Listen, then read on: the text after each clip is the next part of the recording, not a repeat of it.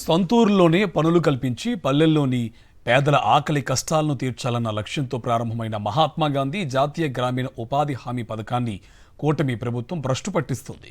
ఎప్పటికప్పుడు గరిష్టంగా 15 రోజుల్లో చెల్లించాల్సిన వేతనాలను 2 నెలలవుతున్నా చెల్లించకుండా కాళయాపన చేస్తూ వారికి ప్రత్యక్ష నరకం చూపిస్తోంది.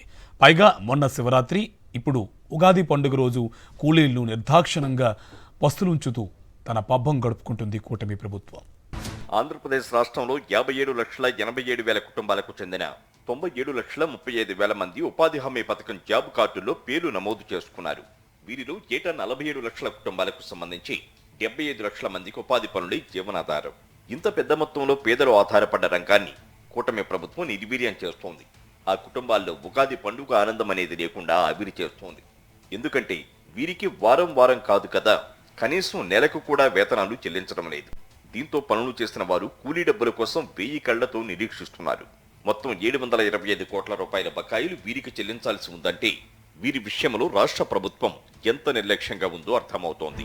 నిజానికి రాష్ట్రంలో అత్యధిక ప్రాంతాల్లో ఏడాది ఫిబ్రవరి 6 తర్వాత పనులు చేసిన కూలీలెవ్వరికీ ప్రభుత్వం ఇప్పటి వరకు వేతనాలు చెల్లించలేదు. అలాగే జనవరి 9 తర్వాత పనిచేస్తున్న కూలీలకు అక్కడక్కడా అందలేదు. నిబంధనల ప్రకారం గరిష్టంగా 15 రోజులకు మించి ఉపాధి కూలీల వేతనాలు బకాయిలు ఉంచకూడదని కేంద్రం చట్టం చెబుతున్నా రాష్ట్ర ప్రభుత్వం దానిని బేఖాతరు చేస్తోంది. దీనివల్ల రాష్ట్రంలోని అత్యధిక ప్రాంతాల్లో సుమారు 2 నెలలుగా వేతనాలు చెల్లించని పరిస్థితి. ఉపాధి హామీ పథకం చరిత్రలో ఇంత సుదీర్ఘకాలం పాటు వేతన బకాయిలు రాష్ట్రంలో ఎప్పుడూ లేవని వ్యవసాయ కార్మిక సంఘం నేతలు ఆరోపిస్తున్నారు.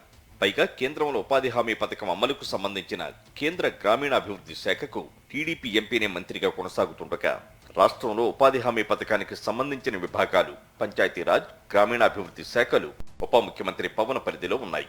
నిత్యం నీతులు వల్లించే వీరు పండగ పూట లక్షలాది మంది పేదల కడుపులు మాడుస్తూ అవస్థల పాలు చేస్తున్నారు.